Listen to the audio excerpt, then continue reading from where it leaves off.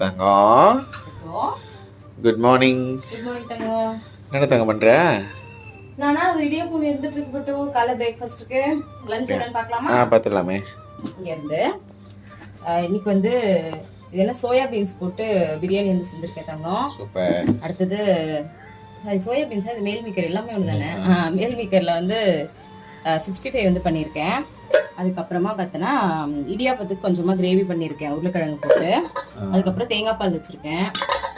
இடியாப்பம் வந்து ரெடி ஆயிட்டு இருக்கு பட்டோம்.